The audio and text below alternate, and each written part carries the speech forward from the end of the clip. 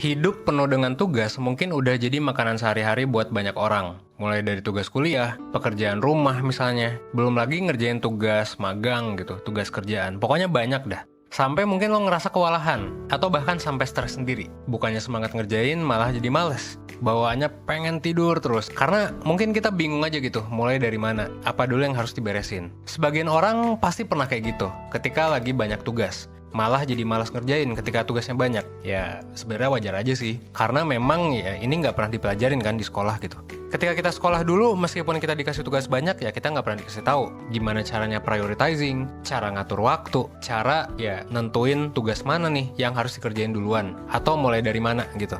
Mungkin banyak ya dari lo yang masih bingung. Padahal sebenarnya time management atau manajemen waktu, prioritizing ini hal yang penting dan perlu lo pelajari gitu. Akhirnya mau nggak mau ya mungkin banyak dari lo yang jadinya belajar trial and error. Kadang banyak errornya dan ya jadinya otodidak aja gitu. Gimana caranya supaya lo bisa punya kemampuan membagi waktu ya, manajemen waktu, time management ya, untuk ngerjain tugas berdasarkan skala prioritas. Ketika kita lagi banyak kerjaan dan ini bikin kita bingung mulai dari mana, yang sebenarnya terjadi adalah kebanyakan ya, kita tuh nganggep semua kerjaan itu penting dan ngerasa kalau semua kerjaan harus diselesaikan saat itu juga. Kebanyakan sih kayak gitu ya. Padahal kalau kita lebih aware, sebenarnya ada kerjaan yang urgent banget gitu. Yang memang urgensinya tuh tinggi banget, yang jadinya memang harus diselesaikan saat itu juga. Tapi kadang ada juga kerjaan yang kalau dipikir-pikir, deadline-nya tuh masih lama. Nah, makanya penting banget buat kita ngatur prioritas. Mana dulu sih yang harus diberesin? Nah, ada cerita nih dari Eisenhower, Presiden ke-34 Amerika Serikat, dan dia tuh dikenal sebagai orang yang produktif banget. Selama 2 masa jabatannya sebagai presiden, Eisenhower itu mimpin pembangunan jalan tol atau dikenal juga sebagai Interstate Highway System. Dia tuh ngediriin NASA juga, dan dia menandatangani undang-undang hak sipil besar pertama di US sejak akhir Perang Saudara. Dia juga ngakhirin Perang Korea dan prestasi-prestasi besar lainnya. Terus gimana sih caranya si presiden ini bisa ya dia ngumpulin begitu banyak prestasi yang bisa berdampak pada negaranya dan bahkan pada dunia? Well, pada dasarnya Eisenhower itu memahami perbedaan. Ada hal yang mendesak dan ada hal yang penting. Ada yang urgent, ada yang important. Dalam pidatonya di tahun 1954, Eisenhower sempat bilang, gue punya 2 jenis masalah, yaitu yang mendesak dan yang penting. Hal yang mendesak itu nggak penting, dan yang penting itu nggak pernah mendesak. Dia bilang kayak gitu. Nah, habis itu ada penulis buku yang namanya adalah Stephen Covey. Dia tuh nyoba untuk mengemas kembali pernyataan Eisenhower ini menjadi alat untuk memprioritaskan tugas. Nah, ini dikenal sebagai Eisenhower Decision Matrix. Ya, kerangka kerja ini bisa ngebantu lo untuk memprioritaskan sebenarnya, dan bisa ngebantu lo untuk mengatasi persepsi bahwa semua kerjaan itu adalah kerjaan yang mendesak gitu, bahwa semua kerjaan itu sebenarnya penting. Nah, ini juga bisa ngilangin pemborosan waktu. Pada dasarnya Eisenhower ini ada 2 sumbu ya, matriksnya tuh ada 2 sumbu, ada yang mendesak, nggak mendesak, dan ada sumbu yang penting dan nggak penting. Nah, pertama adalah hal yang mendesak gitu ya, atau hal-hal yang harus dikerjain sesegera mungkin. Tugas-tugas yang mendesak ini nggak bisa lo hindari atau lo tunda. Kalau hal yang penting adalah hal-hal yang berkontribusi pada tujuan dan nilai-nilai kehidupan lo secara jangka panjang. Nah, ini tuh butuh perencanaan dan tindakan yang memang lebih wise gitu. Nah, yang penting adalah si matriks ini sifatnya tuh subjektif. Ini tergantung pada nilai dan tujuan lo. Gak ada yang bisa nentuin sebenarnya apa yang penting dan mendesak buat lo gitu.